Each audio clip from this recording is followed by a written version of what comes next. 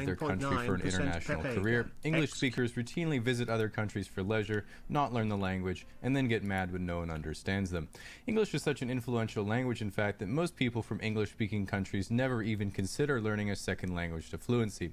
If we look at a map of Europe, we can see that the average person in Sweden or Norway knows 2.5 languages, Germany 2, the UK is trailing with 1.6, but why would you though? And America is still figuring out what a kilometer is.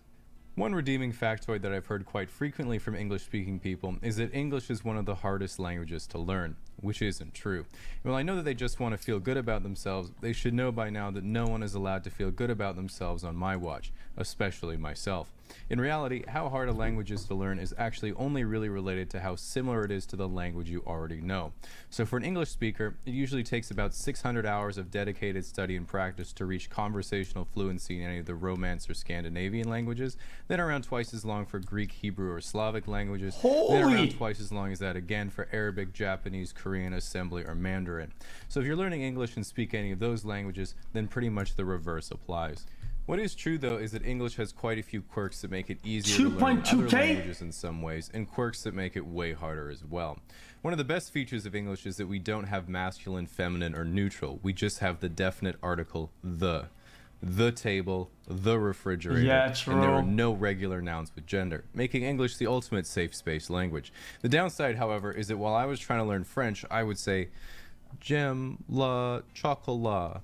And people would say, le chocolat, le. The North Americans are so stupid. And that would hurt my feelings because I was trying my best. But when anyone is learning English as a second language and they say, the chocolate, and then I say, the chocolate, and they're like, the chocolate.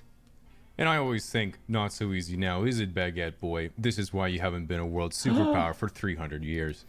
What I'm trying to say is that while English nouns have no gender, the definite article the is a nightmare for most trying to learn it because one of the most difficult sounds to pronounce in English is the TH sound, th.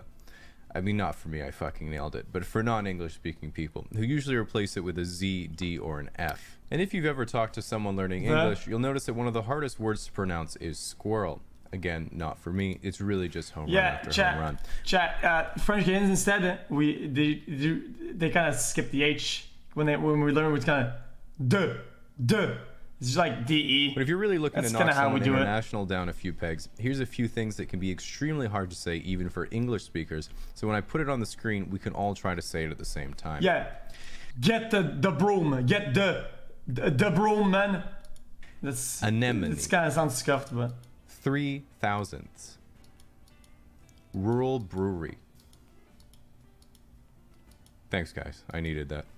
Additionally, in comparison to Romance languages, pronunciation in English isn't always consistent phonetically. As an example, in French you have bon, son, pon, font. But if you try that in English, you get hat, rat, chat, wet. See, it just doesn't work. I mean, if you come across a word you haven't seen in English before, it's sometimes impossible to know how it's pronounced. Take these, for example. Though, through, thought, tough, cough, plow, and sometimes you even have hiccups. Not me though, obviously, I never choke. Within English, there are also many dialects of the same language. For example, while American English is mostly removing redundancies in spelling and saying eggplant instead of... You have to learn those one by one, but in French you have to learn every word's gender. Eggplant instead of aubergine, or niche instead of niche.